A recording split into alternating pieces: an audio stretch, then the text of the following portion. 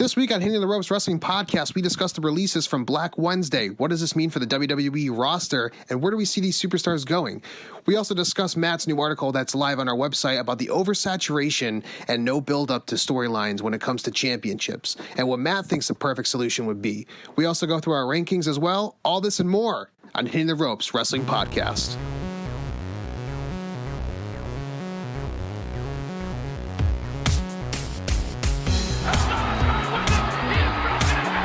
What? You just made the list. Rep.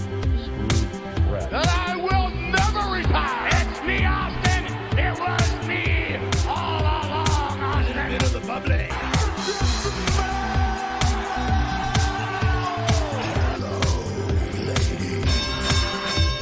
Welcome to Hitting the Ropes. Your hosts, Alex McCarthy and Matt Caligori. But I just gotta know one thing. Are you ready? WWE 2K20 is like $7 on the PlayStation Store right now. Dude, I'm so pissed off I got the deluxe version of that game.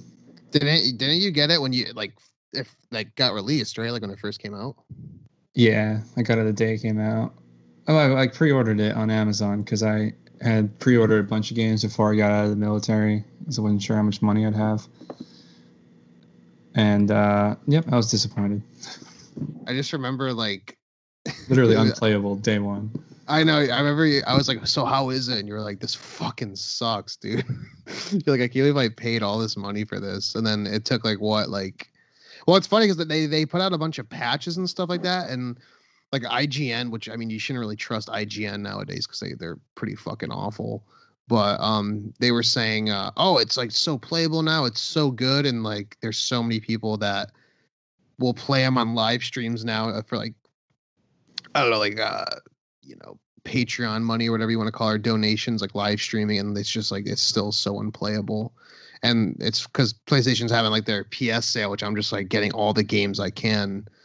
I saw that and I was contemplating. I was like, oh, that might be kind of cool because I always did like the community creations, especially like all the AEW and Bullet Club ones. But I'm like, dude, like I could spend the $7 and buy Until Dawn, which I've heard about for years, and unless, or I could just buy something that's gonna glitch out on me regardless. Yeah, no, man. Like I look online sometimes and I'm like, I wonder if they patched it like a good amount.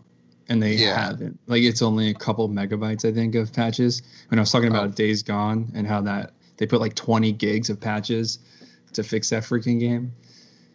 Yeah, so I remember I thought you were downloading a demo, and you're like, no, that's just the patches itself. And I was like, oh shit. Yeah, so like the original game plus the 20 gigs that they used to fix it up. Like that's what 2K should have been doing to try to salvage this. But I don't know. There's rumors that they're going to lose their rights to that game and they're gonna sign a contract with somebody else, I guess, eventually. I don't know. Yeah, everyone's saying that 2K21, which is really weird to say, they said that's like canceled. They're like, yeah, it's not happening and everything. And I guess like there is some WWE video game coming out, but it's like a mobile, like Super Cards or something like that. I don't know, but I just wish it was like THQ is still around because they made the best fucking wrestling video games ever. Like Here Comes the Pain is still number one. But, if there is a new video game, this is a perfect segue to start off everything. There's how do I say this? A good deck of cards full of people that won't be in it because which usually referred to as Black Monday or Black Tuesday, which happens a couple times a year when WWE may release 5 to 7 people. This time around 40%. That includes performers, agents, ring crew guys, people who work at Stanford in the offices. 40% of staff either laid off or put into, furlough, as they call it, which means they will eventually get their jobs back when this is, the pandemic's over. But on top of all those, we have a great amount of agents, refs, and of course performers that were released. And I remember when this started happening, when they came out the first, I'd say at first they came out with just 5 superstars that they were releasing that were pretty relevant and everything. And I was like, oh shit, that's pretty crazy. Kurt Angle's on that list. And, Drake Maverick was on that list as well, which is really weird. But then they just started coming out with more and more and more superstars. And Matt, you were updating it live, especially on our Twitter and for our articles as well, because I was at work and really couldn't keep up with everything. And I was just getting text updates for you, and I was just like in total shock, because even though not so much shock because I know that these superstars released maybe didn't do a lot on TV, but some were pretty relevant even nowadays, and some wanted their releases prior. But still, like, to let all those people go at once was pretty shocking to me. And I want to know what your first reactions were to it as well. I was pretty shocked, honestly, by the OC being released. Like, of all of them, I was like, oh, man, like, really? They were just in, they're the best tag team in the world. And they were in that semi-main event thing with, The Undertaker. Like, you just had them in a huge storyline. Yeah. And unless they asked for a release secretly, and no one knew about that report, and they were just trying to get rid of them anyway. Kind of like with, it's weird, like WWE not granting people their release, like the Revival, but then obviously I think COVID-19 probably played a role in their release as well, being so recent as well. Mm-hmm. So maybe there's something that we didn't know backstage going on, but really, you push them so hard to do all these things, and all of a sudden you just drop the ball on them and just let them go. It's kind of weird, especially because they're so involved with everything AJ Styles has been doing lately. Yeah, I know that AJ was in an interview recently talking about it. It might have been within like the past day or two, and I read a quote that said he said that when it comes to the OC, at least, he says he feels very disappointed about it because he's older than them by a couple of years or whatever. And he said, I'm supposed to be like their big brother and protect them. And when I brought them in, I said I would take care of them. And I honestly, I kind of dropped the ball on it, and I didn't know what to do. And I'm pretty emotional about it right now. It was pretty much the gist of what he was saying. And it's funny because when they got released, I was like, I don't know, I'll admit, like, I like the OC. I love Carl Anderson and Luke Gallows as a team. But, like, it was awesome to see them in WWE. But when they first got released, I was like, yes, they're going back to New Japan. Like, Bullet Club, like, they got to go back. But then when I saw that, I thought that at first, and then after I was like, wait a second, because you started being like, dude, they were like the main event or one of the main events for, storylines for WrestleMania. And I was like, oh shit, I just totally not forgot about it. It didn't occur to me at first. But you were right. Like out of all these people, like them and Zack Ryder were the ones, and Drake Maverick, those are the top three that I was like, how the fuck are they releasing these guys? Like, especially Zack Ryder. That was weird. I think that was like, aside from Rusev, probably Zack Ryder is like the biggest one out of that, just because everybody knows how much he's done for the company over the last 14 years, like sticking up for them and defending them and being by them side by side, not diverting when his contract was about to expire and go to AEW. Like, I'm pretty sure Cody Rhodes was trying to recruit him. Yeah, he was. Back when they were doing all that stuff, like they're friends, right? So they talk, and I'm sure there was some talk about that, but maybe that's where he'll end up. If anything, he is the one out of that whole list of people, I think, that will end up there. And I think you would see him in a way that you've never seen him before. I mean, just do you mean not getting squashed all the time. Yeah. And I think I don't know. I think a lot of Zack Ryder's gimmick is himself. I mean, remember he built himself on Z True Long Island Story. Yeah. That was his gimmick, and he freaking self-made himself. I'm using the word self a lot, but he he promoted himself and got him all those followers on YouTube, on Twitter. Yeah. Him and Dolph Ziggler arguing over like who's the best person on the internet. He got himself over, and I think a lot of that was his character himself on YouTube. Yeah. Whether or not he's really like that, but he's a self-made guy when it comes to gimmicks and getting over. I think that's pretty much what you're trying to say. Yeah. He might come out as, Matt Cardona or whatever, Cardona, I think his name is. In a little different, little spice attitude or something like that. Kind of like a WCW where the big boys play when, Nash and Hall diverted. But Who knows? We'll see what happens. And obviously, I don't think AEW is going to be signing anybody anytime soon. But this is the time that they can brainstorm. They can have him in the back of the pocket and say, hey, Cody can get in touch with him and be like, this is what we're planning for you if you want to sign with us once everything's clear and we have the okay to start signing people again. Yeah. It's funny because out of all these releases, in my opinion, the ones that are like going like guaranteed a job no matter what. I mean, there's obviously, I think any company would be lucky to have any of these guys, but the OC, the Revival, Zack Ryder, and EC3, in my opinion, like they're guaranteed a place. Because it's just like you would be stupid not to pick one of those, if not all those guys up. You know what I mean? It's funny for me because I mean the Revival wasn't part of the big Black Wednesday as they're calling it, but still like them being released a few days prior. I mean it kind of like puts them within the fold of all of this, and they got to go to AEW. Like, oh my God, like that match of the Young Bucks that they've been promising for 3 years now. I think it's like 3 or 2 years that they've been like, we're going to wrestle the Young Bucks one day. Just watch. I mean, that kind of just shows you right then and there. They've wanted to get the fuck out of WWE for quite some time now. So yeah. I'm really hoping they go to AEW out of anybody. And I think Zack Ryder's going to go to AEW regardless too. Cause it's like, how can you not have him? It's funny because I was never really familiar with Zack Ryder, his 2011 when he started getting over and stuff, and there was recently some video on YouTube about how he was buried and all the lost potential, and like dude, like there was people like Madison Square Garden with like CM Punk in the ring like chanting "We want Ryder," and the guy was talking about how like that was a thing, and I was like, dude, like I didn't know he was that over back in the day. Yeah, I was talking to my brother actually the other day, and we were talking about how we were at a Raw in New York at Nassau Coliseum, and Zack Ryder was not on the show. And like John Cena came out at the end of the show and was like, we're not going to have a New York show without Zack Ryder. And this is like, when they do the rollover after 11 o'clock.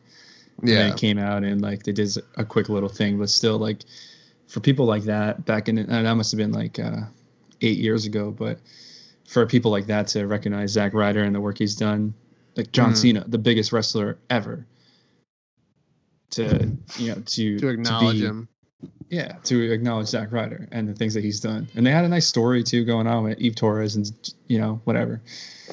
I think another one that came as a surprise is Kurt Hawkins, but maybe not so much because Kurt Hawkins' school, Creative Pro Wrestling Academy in Long Island, or on Long Island, sorry. For all my Long Island listeners, I butchered that one. But if you look at some of the people who've come out of his academy that are currently sort of, I guess AEW has an eye for grabbing them, because you look at Alex Reynolds. Yeah. Let me just go through their list real quick. Alex Reynolds, John Silver, MJF, Chris Statlander. These people all came from Kurt Hawkins' school, and they're all in AEW, and Kurt Hawkins was in WWE. So maybe WWE was kind of like, we're not doing anything with Kurt Hawkins. He's got this thing. He's producing people for another company. Maybe we'll just let him go too. Yeah. No, I totally agree with that. The only people I know that came from there so far that were in WWE, because Pat Buck has just been released recently, but Pat Buck was one of them. And Eric James did a short, jobber role with Alana Angle the other couple months ago, but that's it. So like only two really working for WWE, and you have all these other people working for AEW. Hawkins might not be the best person to. He might not be the one that you want to see on TV every night. Yeah. No offense to Hawkins, but he obviously knows what he's doing in producing superstars or wrestlers. Like he knows how to create these stars out of people. So would you say you'd rather see him in a backstage role, or would you rather see him in like maybe both? Because I mean, I think he, like you said, like every single night or every single week, maybe not, but like when he pops up once in a while, I'm like, oh shit, it's Kurt Hawkins. Like, I do get invested in watching him when he has that time away from the camera. Definitely for sure backstage. I don't want him to take away from his academy in New York because I know they put on good shows, and I hope that once this all clears up, he's a little bit more involved and keep producing all these people that are really, really good and, the future of wrestling. So, maybe once in a while he'll show up, or maybe he'll join Zack Ryder and be a tag team and be the Major Bros, and we'll see them be able to perform like a tag team. The way they should be. The other one that I was very surprised about was Rusev, because it seems like Rusev has had a major storyline going for the past 4 or 5 years straight. Though, I mean, like, think about it. Like, maybe I'd go on the record and say 5 at least, because of his feud with John Cena at WrestleMania 31. But like, that was surprising to me, was when he tweeted that and you were like, oh, it's not confirmed yet. And I was like, I don't know, man. It sounds like he's leaving. And then when they confirmed it, I was like, dude, like, holy shit, Rusev. Like, it's just weird to think Rusev isn't a WWE guy anymore. Yeah, the thing that doesn't concern me about Rusev's release, even though I'm shocked about it, they weren't using him the right way. They could have put him over by letting him beat John Cena back in the day. But he's still married to Lana, and Lana's still signed as far as we know. So they're still pulling in money together. And same thing with Zack Ryder. Chelsea Green is still signed, and they live together. So I'm sure they're fine. I'm sure after 14 years of the company, Zach's financially stable as well. So I'm not so worried right now about those kind of guys. It's the NXT people who aren't quite up there yet, who are going to get that, oh shit, I'm not getting an income right now. Yeah. I mean, you look at someone like Diana, like that was the one that I was kind of like, what the fuck? Because she was, excuse me, she was, seen on Raw and NXT. So it was like, what the fuck? Like, what? Like, why get rid of her? Like, she's actually like a really good worker, Yeah. She posted that tweet, and she's like, she's been struggling with wrestling for like the last couple of years, whatever, and all the work she's done. She posted a lot of pictures of her modeling again, so maybe she's gonna take a break from wrestling and maybe pursue modeling, kind of like what's her name? Summer Rae did. Danielle Monette. Oh, yeah. She pops up in my Instagram feed like at least 6 times a day from people like just like reposting her stuff and everything. I think she'll be fine. And then, but another person from NXT that got released that I was kind of like, I don't want to say shocked, because they really weren't using him, but like Leo Rush, because he, like, his matches with Garza that he had when NXT started going live on USA were like, dude, they were so fucking good. And he was the manager for Lashley for a little bit, and no one could stand him really. But that was another one that I was kind of shocked about, because they were going to get rid of him, then they brought him back. So it just seems to me like a lot of these cuts were either people that asked for their release, or it was just ultimately like, we don't have anything creative for you and we got to cut cost. So at the same time, like, I mean, the WWE was getting a lot of shit online, of course. Like, people like, you're supposed to keep these people here. How can you're misusing them? It's like, you can go about it all day, but at the same time, like, I guarantee you a good majority of these people are like, yeah, I don't want to be here anymore. Like, just give me my release if you're going to grant it now. Like, and there's several people on this list I already asked for their release, Yeah, and it's I guess we don't know what's behind everybody's contract either. Like, Ronda Rousey's talking all this shit about wrestling. Why not release her? She makes so much money. But people who aren't wrestling at the moment, or furlough those people, so you can have someone like Deonna Purrazzo, who's been actually working for you during this time. I don't know. I'm so sad she's gone. I'm so sad.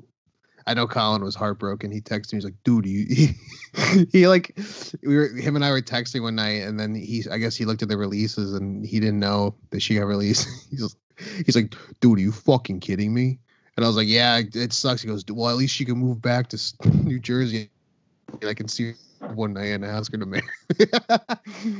And then who else on the backstage agents too, dude? I was surprised at like Fit Finley's been there for 20 years. He's been an agent now. That was Shane Helms, Hurricane, Billy Kidman as well too. And these guys are the guys that have produced some of their best main roster matches. So that was pretty. Out of all the backstage agents, the one I felt I don't want to say bad for, because if they end up hearing this, they're gonna be, what do you mean you feel bad for me? But Lance Storm closed his doors at his wrestling school to become an agent. At least, a big part of it was closing his doors was to become an agent for WWE and a producer for WWE. And now it's like he's out. So that when I saw that one, I was like, dude, that really sucks. But yeah, dude, like, so Black Wednesday, it's I don't know, it's fucking, it is what it is. Like, we, there's something that just came right out of the blue and we weren't expecting. And then we gotta talk about him, or these two at least. Rowan released, super weird, because he just had like a major storyline, but then again, that storyline totally fell through when it was a toy tarantula, I think it was, in his cage. Yeah, something that's really stupid. I was thinking about that too. If like they just wait for the right moment, let him chill. And if you did bring him into AEW, you have the Exalted one, and then maybe you have the Enlightened one, and that's Rowan, who's part of Dark Order now, with Brody Lee, obviously former members of the Wyatt family. Yeah, it is kind of odd if you think about like where those people have ended up, like everybody part of that stable. Like right now, 2 of them are going to be battling for the Universal Championship, and the other 2, finally got their release granted, and then one was released. Yeah, so it's quite interesting. And then we have the one that I'm actually stoked about this release, because I think like I said, he'll be fine. I know he'll find either AEW. I think AEW should pick him up and put him in a tag team with MJF. But EC3, dude, I'm like, thank God, because like, dude, like I posted in our article earlier that I went live on our website, hittingtheropes.com. But the first thing I said when I got to his section was, this dude was involved in a 5-star match in WWE, and they didn't do anything with him in the main roster. Like, they never gave him a microphone, nothing. They just gave him a red Solo cup and told him to shrug, which was fucking so stupid, because this guy's a great character. But him getting released, I was like, all right, like, good, like, go somewhere else. Like, you deserve to be somewhere else. Yeah, I wonder if WWE has trademarked EC3's name. They might trademark EC3, but I don't know about Ethan Carter III. Yeah, I don't know. Or maybe he did and he brought it over with him. Yeah, I have no idea. So out of all these releases, Matt, which one were you the most shocked about besides Zack Ryder? And the OC, because you mentioned the OC as well. Was there anybody else on this list that you were kind of like, damn, like I did not see that coming at all? Let me see. Might probably be Rusev. Not really. It's kind of weird because some of them have been involved in some stuff recently. Like, obviously, like you said, I can't pick Zack Ryder because he's my number one. Like, oh my God. Kurt Angle, I didn't even know he was still signed, so I'm not surprised about that one. Yeah, I didn't even know what, because they said he was still signed. I was like, what does he do? Yeah, that one I was kind of like pretty like weirded out by. Yeah, maybe the OC is like between the OC and Sarah Logan, especially she was just in a match on Monday. Yeah, with Shayna Baszler. Yeah, and you just cut her on Wednesday, so weird. I think I'm trying to think of like somebody else. Well, as I'm looking at the list, I mean the Drake Maverick one too. I mean his video that he posted on Twitter of him getting pretty emotional about it was kind of hard to watch, because it seems like the guy really did. He felt like he made it when he got signed to WWE, and it was weird as he has every one of these performers has a 90-day no compete clause. But what's weird is Drake Maverick still has matches in NXT to perform for the Cruiserweight Interman Championship tournament that they're having. So that's pretty weird, unless it's all just one big work. So I mean, I don't know. Yeah, I don't know when they filmed. They already filmed it. He said they're still letting him participate in it. So I don't know if they're filming it on Wednesday, because I know that WWE had to go live for their contracts with USA and Fox. But yeah, I was gonna say I'm pretty sure the matches have to be live because they aren't taping anything anymore. So I honestly don't know. It's Black Wednesday, which is weird. I mean, Maria and Mike Kanellis getting released, which I'm kind of like. I'm not surprised about that one. Yeah, they asked for their release. Yeah, they publicly asked like a few months ago too. So when I saw that, I was like, they kind of probably just asked like, hey, if these guys are getting released, let us get out too. And that's another thing too, is I feel like maybe when the first initial list came out, like all these other superstars, like, hey, if you want me to go too, so you can save a few dollars, like let me know. I don't mind leaving.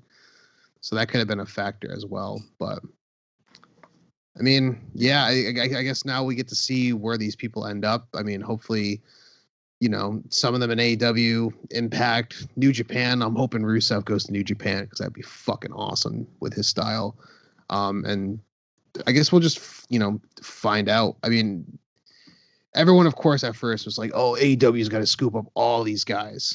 But it's like, you really can't, because you just don't know like how they're going to present their new gimmicks and everything like that. And you just got to give it time. And obviously no one's hiring right now regardless. So.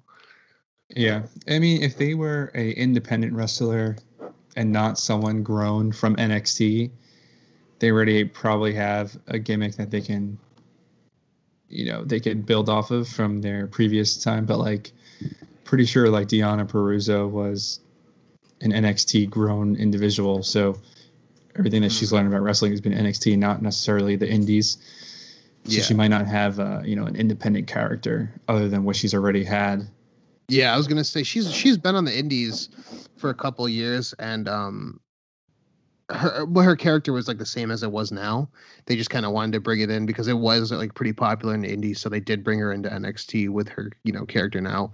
But but the thing is, like you were mentioning earlier, this gives people a whole new chance to be something different and come up with a new gimmick. And I think out of all the people released, the newest gimmick I'm stoked for the most is probably Zack Ryder's, because it just seems like he's a really creative person, and like it's like I said earlier when we were tweeting about it, like he'll be fine.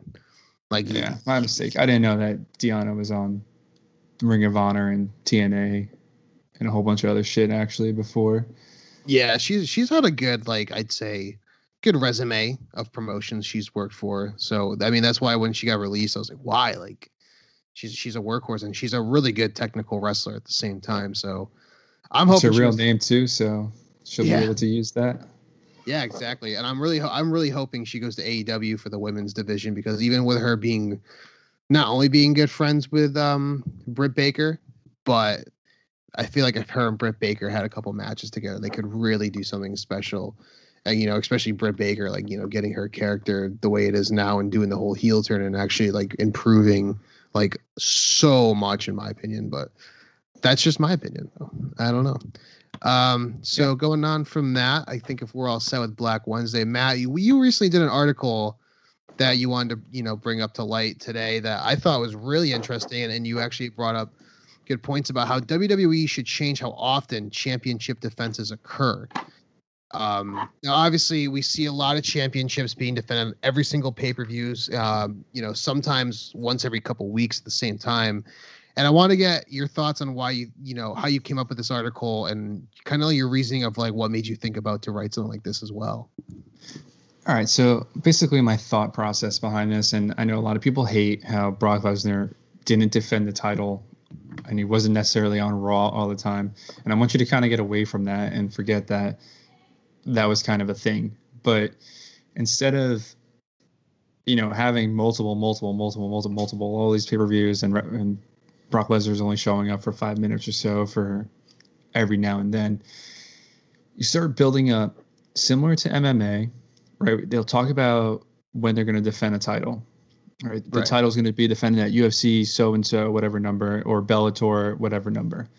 And you build up all these packages about these these fighters who are going to start training, they have however long they have to train after they sign their contract. And then obviously like there's a lot of build up. There's a weigh-in and there's all that stuff. And we saw a little bit of that with AEW, right? We actually kind of do see it with AEW, if you think about it, right? Their pay-per-views aren't every month. They've been every 3 to 4 months. Yeah. They did a weigh-in with Jon Moxley, and they did a weigh-in with Chris Jericho. They didn't complete, but they kind of followed that boxing MMA style, if you look at it that way. But my thought process behind it is this is solely for WWE, right? They need to kind of repackage some of their titles and put that prestigious, make this title more prestigious, like the Intercontinental title and the United States Championship.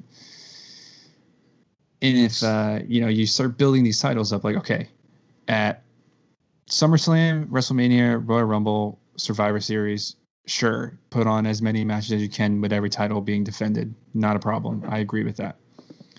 Yeah. But the smaller ones, Extreme Rules, No Mercy, if that's still a thing, Money in the Bank, you don't need to have any titles.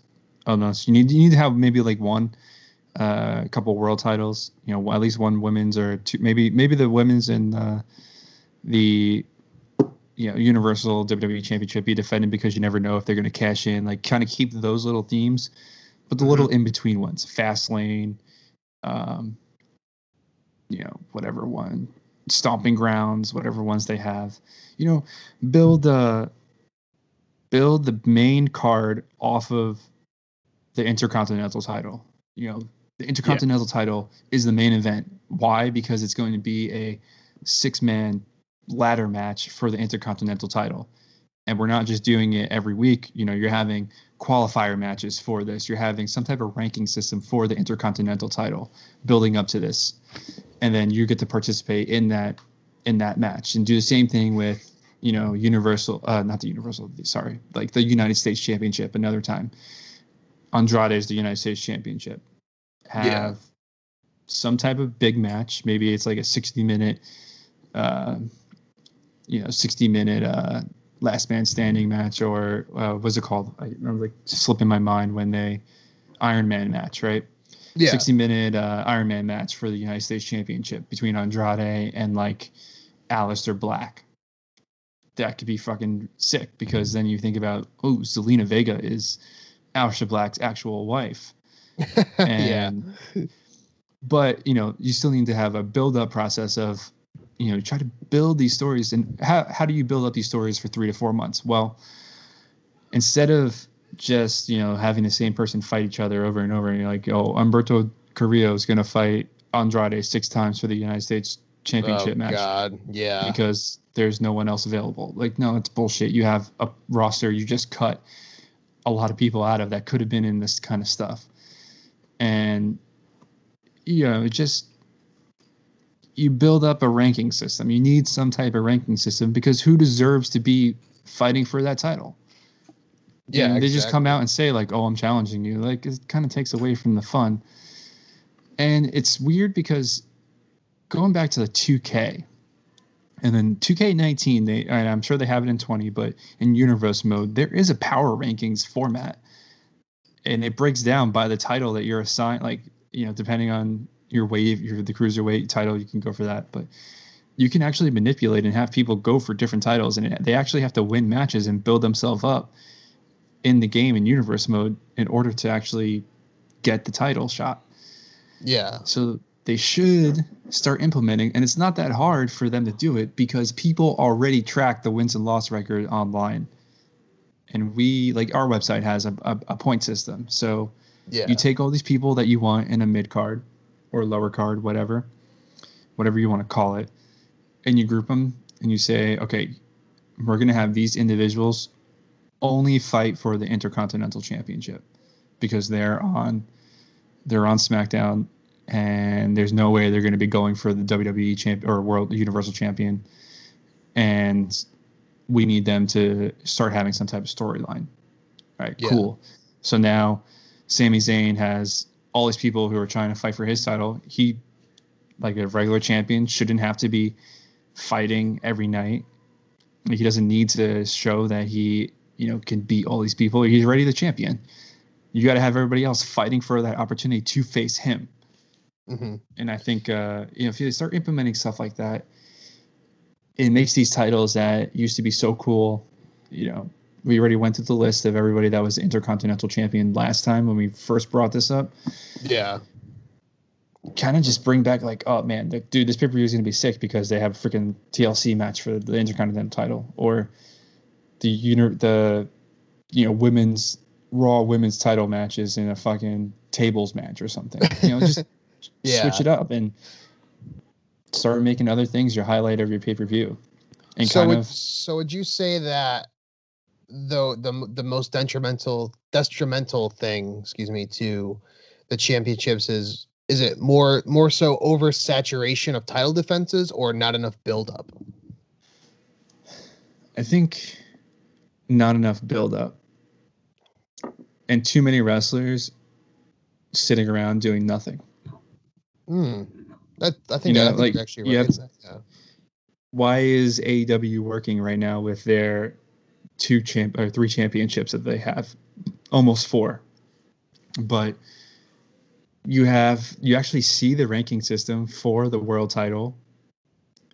Or you can see where Jericho falls. You can see where Cody Rhodes falls, even though he's not allowed to go for it. Kenny Omega, whoever. You see the same thing for the tag titles or tag championships. You see the same thing for the women's championship. They keep showing, where are the other women? Britt Baker falls for the women's championship. Like, you need to start having something, because if it's just willy-nilly and I can just go out there and say, hey, I'm facing you for this title, it's kind of like, well, what'd you do to deserve that? Who'd you beat to deserve that? Yeah. I think you're right about that too, because even if you look at, Sami Zayn right now, who's a champion, like dude, like, I'm so glad he's finally a champion. He deserves to be. But at the same time, it's like he just came out, had other people fight for him to the point where he got a title shot, and then just won it. And it's awesome that he won something, and I like his character as a heel. But at the same time, I remember telling you, like, that just doesn't make any sense. Like, he had other people do his dirty work for him, and then he just gets one title shot after 3 weeks of a build-up, and then he wins. So it didn't feel special to me at all. You know what I mean? Yeah, so it's just like, I don't know, like, and you can have 2 matches a night on Smack. Let's put in like the SmackDown Women's Championship or whatever, something like that. Right? Keep this SmackDown for a second. You have like Lacey Evans, you have Carmella, you have Naomi, Dana Brooke. All these people, like 2 people can face each other at night, and then now you have like a semi kind of like tournament kind of happening, right? You have. Say you have Dana Brooke versus Carmella. Carmella wins. Carmella the next week gets to face whoever the winner of Naomi and Lacey Evans is. And then boom, boom, boom, you build up all this stuff to whoever's going to face Bayley at the pay-per-view that they're going to build it up to be. Yeah. I mean, dude, you can even have, you mentioned AEW, how they only have pay-per-views like every, 3 to 4 months or whatever. And even so, like, their titles aren't defended on every single show too. Like, you can have a really good Universal or WWE champion who goes out there and maybe has a match that isn't a title defense, or maybe he comes out and does just a promo. I mean, you look at Jericho for Fight for the Fallen when he was booked for for that show, and he wasn't even champion yet, but he came out and just did more storyline buildup. He just came out and cut a promo. And even then people still enjoyed it. You know what I mean? And it's funny because when I'm reading your article, I was like, I thought at first, like, you were just by the headline alone, I was kind of like, oh, maybe he just means like, once every couple months, defend it. But then I'm like, oh, I got to read the article, obviously, to get it. And then because I was at work, and then when I got out of work, I'm reading it, and I'm like, this makes so much more sense, because it not only does it, good for the fans to get invested in the storyline, but you make championships way more credible again. Like the last time I was, the Intercontinental Championship, in my opinion, was credible was when The Miz had it. Now it's like, dude, I totally forget that Shinsuke Nakamura had that for 6 months. And sometimes I forget that Sami Zayn has it, because there's no build up to it at all. There's no stories to get invested in. And it seems like every single show they want to put all the titles on the line. Like you got to mix it up to keep it interesting. And nobody shows any emotion to win that championship. Like the last time, not to bring up Zack Ryder again, but the last time I actually seen emotion behind someone winning that championship, the Intercontinental one, is when Zack Ryder won it at WrestleMania. Yeah, in that ladder match, yeah. Yeah, like he was so excited, because his favorite wrestlers back in the day all held that championship, and now he is holding that championship. And it's hard back in the day, back in the day like 80s wrestling or early 90s to overlook that championship. You can't, because just go on Wikipedia or just go on WWE.com and see who had that championship that long ago. And it's ridiculous, the list of who had it. And you're like, wow, like you're Macho Man, Razor Ramon, Shawn Michaels, like all these people who are huge stars, are legends, all had this title. And it should mean more to an individual who's going to win. I don't think it meant anything when, it's cool that like, you have Shinsuke Nakamura holding it, but like, what did it mean to Shinsuke? It didn't mean anything. It was a heel, just had the title. Yeah. Like same thing with kind of felt like they had to just pawn it off onto somebody new without any investment. Right. Like, I mean, the same thing with like Strowman, right? So why did Strowman have it? Because Sami Zayn and Cesaro and Nakamura were fucking with him. And that's why he won the title. Like, oh, okay. Like, it didn't mean anything to Strowman. Yeah. And it probably means more to Sami Zayn, who's someone who grew up a huge fan and like, oh my God, like I won this title and like, thank God I have this title, because maybe he will try to restore some prestigious to it. Yeah, exactly. I mean, going back to the Zack Ryder one, like you could tell, I mean, the emotion he had alone in the ring was amazing for that win. I mean, even when he got released the other day, he posted on Instagram like a painting someone like painted him of him and his dad hugging in that ring right after he won. And not only that, you mentioned like even his, his heroes all had that. Like I think he posted a photo when that happened, and it was like a photo from like Madison Square Garden, and it said when Razor Ramon won the Intercontinental title, I was backstage during that ladder match, and I had his belt around my shoulders and took a picture with him, and now he's got my title around his shoulders at my WrestleMania win. So like you could just tell like the investment in there and that build up alone was, for him especially, was just great. And then they fucked it up with the next night with it. They had him win for one night, and I forgot who won it the next night off them. It might have been Dolph Ziggler, but I think I completely agree with you on all. I think it was the Miz, but was it the Miz? Okay. I mean, I think... if it was the Miz, I can kind of understand though, because his Intercontinental run was awesome. But he made it, like him and Daniel Bryan like made that title worth it, and it's just. None of those titles, like, what is the United States Championship? I mean, what does it really mean to Andrade, other than the fact that he is the champion? It means nothing. Yeah. It's just he's not like, he's not bragging, like, I'm the best person in the United States right now. Like, I'm the champion. No one else can beat me. Then you have him go face, the WWE, or WWE champion and freaking lose. And it's like, oh, well, now it just made our wrestler look weak now. So, some of it just disappoints me on how they treat it.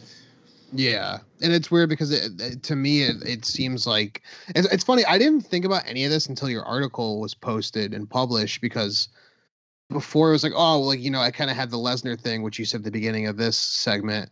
Get that out of your mind, because because now that I think about it, I kind of like that now, that Lesnar didn't come around for a few months. And when he did, it was kind of a big deal. And you didn't see a fan sitting down in their seats during those Lesnar matches, because it was like, what the fuck's going to happen now? You know what I mean? Yeah. And it's not that they don't need to show up for Raw. Like, they can show up for Raw and be part of the story leading up to it, but they might not wrestle. But they might kind of, try to maybe manipulate the matches to get who they want to face, like, to get someone that they want to face or prefer to face. Mm-hmm. Just... They can still be there for the story build up. They can still have a match every now and then. Does. Yeah, exactly. Yeah, I think I completely agree with that. With WWE having so many, maybe it's overwhelming for the writers to try to figure all this stuff out. But me, as just a fan, I feel like I can figure it out pretty easily and group these people in certain positions and be like, all right, I'm going to have a story between these guys. And Maybe they don't need to have a Lana Lashley story. You know, like, who cares about that shit? Maybe it gets brought up because, you know, maybe that would get brought up because they're both facing for the Intercontinental title or the United States title. Yeah. Well, it's funny because you mentioned how just as a fan alone yourself, and, you know, now that you bring it to my attention, it's so easy to figure out. But the thing is, like, WWE is running around trying to figure all this out with writers and everything. But AEW is doing it the right way. And it's like the most simple thing in the world because they're like, no oversaturation. Let's build storylines because we only have a pay-per-view every 3 to 4 months. So we have to do it this way. But even if, you know, WWE is doing a pay-per-view every month, they can still do it that way, but have your champions on the show. Maybe they're in a match that isn't a title defense. Maybe they're in just a vignette. Maybe they're doing something to keep the buildup going to when it pays off. So when it is like a SummerSlam or Survivor Series or Royal Rumble or Mania, that match actually means something and is an actual draw to us fans. Yeah, exactly. I'm for it. It's just a thought, you know. I think they have enough titles to make it work because, and the reason why I compare it to MMA is because UFC doesn't just have one title. They have all these different divisions, and then it's broken down by women and by men. So you have multiple titles in UFC, and most of the time only one of them is headlining the show. Yeah. And you don't have to really worry about buy-ins because you already have people subscribed to the WWE network, so it's available for them to watch. So you don't have to worry about like, oh, we didn't pull in this many pay-per-view sales because you already have people subscribed. So what's the big deal? If you could do this as like say you were hired by WWE tomorrow and they're like, all right, this is a good idea, but we have to test it out on one championship. What would you test it out on? Which championship? Intercontinental title first, and then I would work my way to the United States Championship. Yeah. Just to make the mid-card guys stand out more. Yeah, I was gonna go with either. I mean, Intercontinental would seem like my first thought, but honestly, I would go with United States title and build up Andrade as like this like super like just dickish heel, because it seems like I like that Selena's his mouthpiece, and you know Andrade is, and she's great at it. Don't get me wrong, she's absolutely fantastic, and Andrade's an amazing performer. But it just seems like they just come out and it's like Andrade's great, and that's it. Like he's gonna beat you up now. That's it. And there's no like him doing anything besides letting her talk for him a match, and then that's it. There's no build up. There's no character work at all. You know, it's kind of weird if you think about NXT. NXT kind of already does this. Like their pay-per-views are over every now and then because takeovers are only every now and then. Yeah. Yes, they had a couple of matches on television, and I agree you should do that sometimes for actual viewership.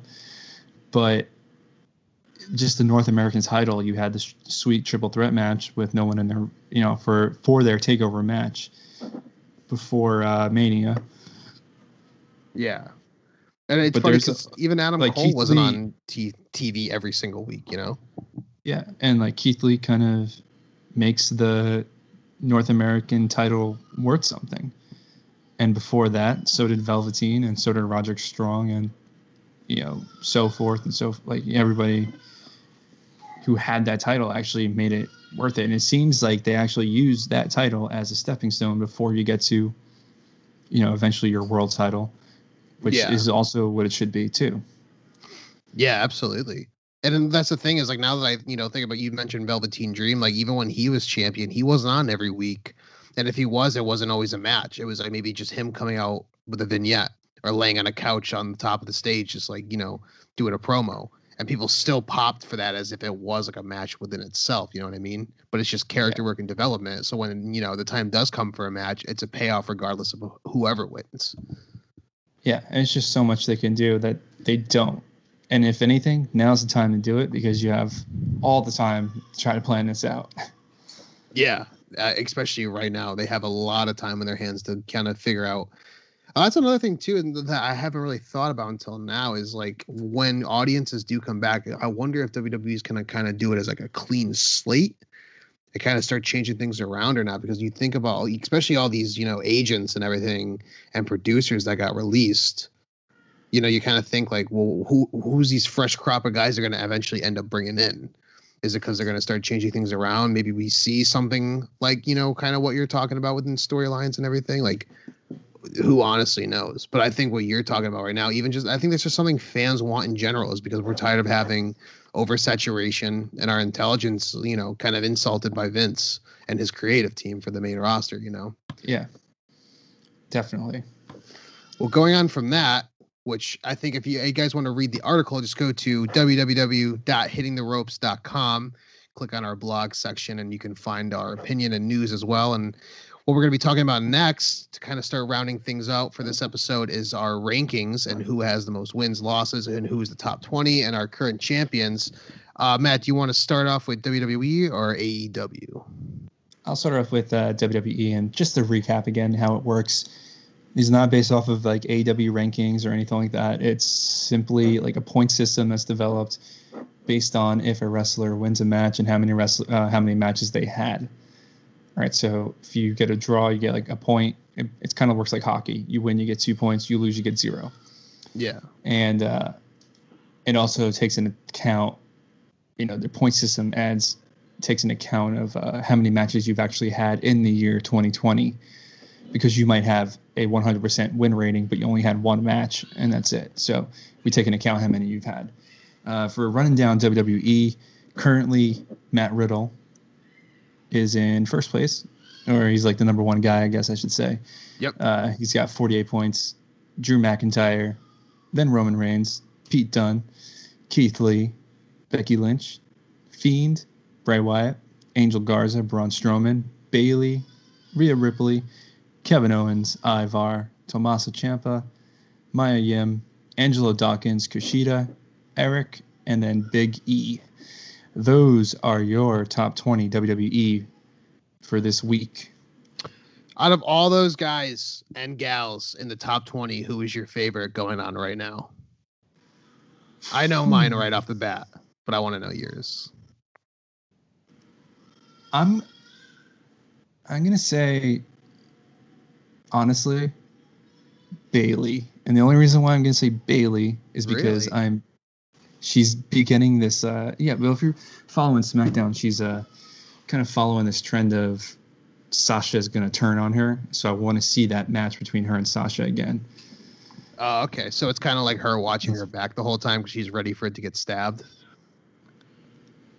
I think she's trying to... I try to keep up with SmackDown whenever I can, so I usually go off of you on Friday nights to recap it for me. It's more like, Bayley is using Sasha as a protective measure against every other female in the locker room.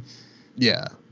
And I feel like it's just going to break, but I also think Bayley has been delivering on that and has been playing a really good role as a heel, especially with the no audience and, talking shit to like Michael Cole all the time. I think it's funny. I think she's just been really good at what she's been doing currently. Yeah. I think out of that whole list, mine would have to be, it's a tie between Tommaso Ciampa, because his match with Gargano, that was like kind of the cinematic match, if you want to call it that, was, dude, it was just as good as watching a takeover match between him and Gargano. Like, it was just so fucking good. And the ending to that was like the biggest like mind fuck in the world too. It just proves how good of a heel Gargano is. But besides him, it's gonna go between him and, I don't know, man, Drew McIntyre. Ever since the Rumble, has just been like absolutely nonstop on fire. And yeah, it's hard to argue against anything he's been doing lately. So yeah, like you think about, like, I remember when I saw him in Hartford, and he was still kind of a heel or whatever you want to call it, but when he came out, like, everyone was like cheering and popping for him. And even his promos alone, you could just tell like this guy's on a streak. Like, he is the quote unquote chosen one, if you want to say it like that. But I don't know, man. Ever since that Rumble win, he's just been everything he's been doing has been on point. And even as a champion now, it sucks that he's not in front of crowds and not having matches all the time, because they kind of want to protect him in that sense, which is good, which is kind of like, what we talked about with your article. But when he does show up, he does seem, even though he's the champion right now and, we're not seeing a lot of him, it does feel very important whenever he is on our TV screens, in my opinion. Yeah, concur. So going on from that, I guess I will read off the AEW top 10 because our roster is a little bit smaller. So we have Kenny Omega with 22 points, Jon Moxley with 18 points, Hikaru Shida, 16 points. Cody Rhodes with 14 points. Frankie Kazarian, 14 points. Adam Page, the Hangman, 14 points. Christopher Daniels with 12 points. Kip Sabian, 12 points. Dustin Rhodes, 12 points. And rounding it out with the top 10 is the Spanish God, Sammy Guevara, with 12 points as well. Matt, your favorite one? I think I know who it's going to be. I could be wrong. Who is it out of that? I'm gonna say Sammy Guevara. Ooh, okay. Is that who you thought? No, I was gonna say I thought yours was gonna be Kenny Omega because you're always like he's the best in the world, dude. He's the best in the world. But I know the best you're in the world. But I mean, who surprises me the most out of this, and who I think should keep getting a push? Sammy Guevara. I think he's a great heel. I'm a heel guy, right? I mean, I do like Kenny Omega. I do like Cody Rhodes, Jon Moxley, all those people. But I do like the heels, and having met Sammy Guevara, such a nice guy and such a great wrestler in the ring, I'm glad that he's in our top 10 for AEW. Oh, dude, I completely agree. And you know what's funny is like I'll go with him as well for my favorite too, because it's funny because every time before he was in the Inner Circle, I think the first time I saw him was when he got signed to AEW. And, the graphic was like, Sammy Guevara's Ollie or whatever. And then the first time I saw him in a match was do you remember when you, Colin, and myself we were group chatting, but we were all watching AAA Mania? Yeah. He had a match there, and Scarlett was his valet for that night as well, too, which is kind of odd. But it might have been a mixed tag match, but she was involved with him, and then she came out later in the night with Killer Cross, too. But ever since then, he's surprised the hell out of me. His matches, I think, they've just been so on par, especially his ones with Darby Allin too. He's such a young guy. I think he's only 24 or 23. And you think about we got hopefully we'll get at least, a decade or more, hopefully more than a decade of matches with him, because it just seems like he's just building himself up as a performer. And every time you see a match, nothing's the same. Yeah, he's 26 years old. 26. Okay, so he's almost around my age. But even so, dude, every time I see a match from him, nothing is the same. There's always something different. There's always an ending kind of spot. And when he comes out, and it's especially if you watch on the Fight TV feed that I usually try to get, it's him waiting in the ring for the other competitor to come down. It's oh, we're gonna cut to commercial now, whatever. And his character work is just so funny and so heelish, especially with those signs and everything that he does. So I'm glad that you said him as well, because he's been surprising the hell out of me, especially ever since the Darby Allin matches. Yeah, I think my other choice is Shida, and I think she will probably be the next women's champion. I know they're building up Baker right now, but the way Shida's just been rolling through everybody, I think there's a good chance that she might snag that title from Nyla Rose one day. Yeah, I would like to see kind of a program between her and Baker right now for the number one contender. Shida gets it, is takes it away from Nyla Rose. It's the baby face wins it, and then they build up Britt Baker as even a bigger heel to go for the title against Shida as well. And Britt Baker's character work, in my opinion, has just been nonstop improvement ever since she's been getting a lot of criticism. But ever since it was kind of you were there, the Jericho Cruise is kind of when she became that heel with that whole Starbucks promo. Ever since then, it's just been nothing but on point for her. Yeah, definitely. Well, with that being said, should we just run through Impact real quick, and then we'll wrap it up? Yeah, let's go through Impact, 'cause I know they're still active right now with everything. Yeah, so just your top 10 for Impact. Yeah, Willie Mack, Rhino, Ace Austin, Moose, Tessa Blanchard, Josh Alexander, Dega, Ethan Page, Jordan Grace, and Joey Ryan. Those are your top 10 for Impact at the moment. Out of all those, my favorite would have to be... I'm gonna go with I mean, yeah, well, everyone loves Tessa Blanchard. I would go with Rhino, though. I've always loved Rhino as a performer, and he's still got even at his age right now, dude. So, I mean, I'm going to go with Rhino. Team him up with Heath, put him back together. Did you see Heath's first shirt? for pro wrestling tees. Instead of I got kids, it's I got fired. Yeah. I think Zack Ryder's was not there or still here or something like that. I didn't get because what that means is he would like hashtag like still here because he's still putting in the work every week. You know, it didn't matter if he was on main event or if he was on, you know, just a quick glimpse of like chasing for a 24 title or something like that. Like he was still hashtag like still here after a wrestling event. Like, hey, I'm still here. Like I'm still putting in the work. Yeah. And now it's not there anymore, which I think is pretty funny. I actually might buy it. I'm contemplating if I want to buy it or not. Dude, that's the thing is like all these guys are releasing shirts right now, and like you got Drake who's going once again going by Spud, Rockstar Spud. He's got the Spud 24/7 shirt. The Revival though, they I guess they trademarked Free the Revolt or something with the Revolt. So I guess that's potentially going to be their new names. They've already changed their names on Instagram as well, like for their personal accounts too. So it seems like they're pretty much just gearing up for, you know, to get ready to, you know, get back to work whenever they can. But that's, you know, that's our current rankings. I think that's about it, man. Anything else you want to add to the people out there or no? Just there was a title change this week, and that's the SmackDown Tag Team Championships. And now it is the New Day again as Big E won in that triple threat match. So pretty interesting. I don't know where they're going to go with that with Morrison and Miz, because I thought they were making them look really strong. Yeah. But now that the New Day has won, they are now your 8-time tag team champions. So 8 times, Jesus. Well, I think that's going to be it for this episode, Matt. Tell the people where they can follow you. Of course, you can. Let me just see. I'm trying to check before we go, actually. Okay, so Matt Riddle is still NXT Tag Team Champions with Pete Dunne. But it's weird because it's so weird that you're gonna have these stars from Europe. Sorry, everyone. I'm reading something. Take care and spike your hair for Zach. yeah.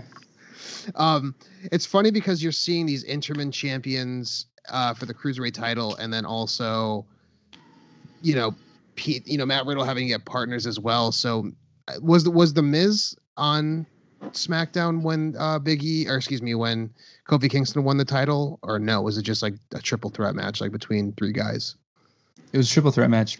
It was Big E, I forget which Uso it was, and the Miz, because it was the other members of the tag team who didn't face at WrestleMania. Oh, okay, gotcha.